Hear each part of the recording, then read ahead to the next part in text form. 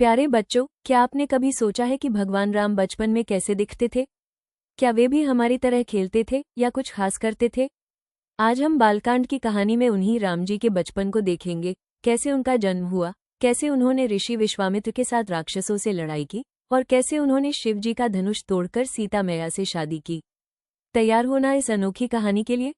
अयोध्या के धर्मात्मा राजा दशरथ की 3 रानियां थीं, कौशल्या, सुमित्रा और कैकेयी, परंतु किसी से भी उन्हें पुत्र की प्राप्ति नहीं हुई थी, जिसके कारण वे चिंतित रहते थे। अपने वंश को आगे बढ़ाने और संतान प्राप्ति की तीव्र इच्छा से उन्होंने महान अश्वमेध यज्ञ का आयोजन किया। इस यज्ञ के परिणामस्वरूप भगवान विष्णु ने स्वयं राजा दशरथ की 3 पत्नियों के गर्भ से 4 पुत्रों के रूप में अवतार लिया। चैत्र मास के शुक्ल पक्ष की नवमी तिथि को कौशल्या ने राम को जन्म दिया, सुमित्रा ने लक्ष्मण और शत्रुघ्न को और कैकेयी ने भरत को जन्म दिया। राजकुमारों का बचपन अयोध्या में बीता, जहां उन्होंने अपनी बाल लीलाओं से सभी का मन मोह लिया।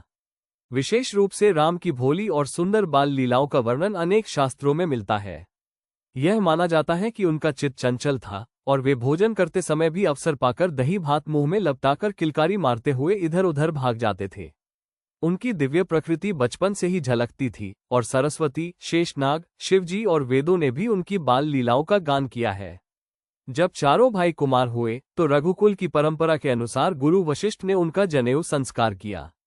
इसके पश्चात रघुकुल के इन राजकुमारों ने गुरु के आश्रम में रहकर विद्या ग्रहण की। राम और लक्ष्मण ने अल्प समय में ही सभी प्रकार की विद्याओं में कुशलता प्राप्त कर ली। इस प्रकार गुरु शिष्य परंपरा का महत्व भगवान राम के जीवन के प्रारंभिक चरण में ही स्थापित हो जाता है। इसी दौरान ऋषि विश्वामित्र अयोध्या आए और राजा दशरथ से राम और लक्ष्मण को अपने यज्ञ की रक्षा के लिए साथ ले जाने का अनुरोध किया। विश्वामित्र अपने यज्ञ को मारीच और सुबाहु जैसे राक्षसों से बचाना चाहते थे। राजा दशरथ पहले तो अपने प्रिय पुत्रों को भेजने में हिचकिचाए, परंतु गुरु वशिष्ठ के समझाने पर उन्होंने राम और लक्ष्मण को विश्वामित्र के साथ भेज दिया। राम और लक्ष्मण ने विश्वामित्र के साथ जाकर उनके यज्ञ को राक्षसों से बचाया। इसी यात्रा में राम ने ताड़का नामक भयंकर राक्षसी का वध किया, जिसने वन में आतंक मचा रखा था। ये घटना धर्म की रक्षा और बुराई के नाश के प्रति राम के पहले कदम को दर्शाती है। विश्वामित्र राम और लक्ष्मण को मिथिला के राजा जनक की नगरी जनकपुरी ले गए। राजा जनक ने अपनी परम रूपवती और गुणवान पुत्री सीता के स्वयंवर की घोषणा की थी, जिसमें शिव के दिव्य और अत्यंत भारी धनुष को उठाने और उस पर प्रत्यंचा चढ़ाने की शर्त रखी गई थी।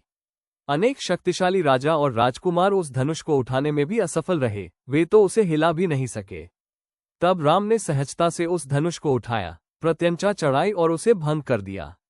शिव के धनुष का टूटना न केवल राम की असाधारण शक्ति का प्रमाण था, बल्कि सीता के साथ उनके नियत विवाह का भी संकेत था। इसके बाद सीता और राम का भव्य विवाह समारोह आयोजित हुआ। इस शुभ अवसर पर राम के अन्य भाइयों लक्ष्मण का उर्मिला से, भरत का मांडवी से और शत्रुघ्न का श्रुतकीर्ति से भी विवाह हुआ। इन सामूहिक विवाहों ने न केवल दोनों राजपरिवारों के बीच एक अटूट बंधन स्थापित किया, बल्कि पारिवारिक सौहार्द और एकता के महत्व को भी दर्शाया। बालकांड रामायण की इस दिलचस्प यात्रा की नींव रखता है। राम नाम की महिमा अपरंपार है। ये कृषाणु, अग्नि, भानु, सूर्य और हिमकर, चंद्रमा का हेतु अर्थात र, आ और म रूप से बीज है। ये राम नाम ब्रह्मा, विष्णु और शिव रूप है और वेदों का प्राण है। जगत में 4 प्रकार के राम भक्त हैं, अर्थार्थी, आर्त, जिज्ञासु और ज्ञानी, और चारों ही पुण्यात्मा है।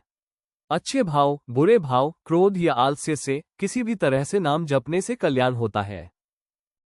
अगर कहानी अच्छी लगी तो लिखिए जय श्री राम। आशा करता हूं कि आपको ये कहानी पसंद आई होगी। ऐसी ही और कहानियां सुनने के लिए हमारे चैनल को सब्सक्राइब करें और बेल आइकॉन को दबाएं।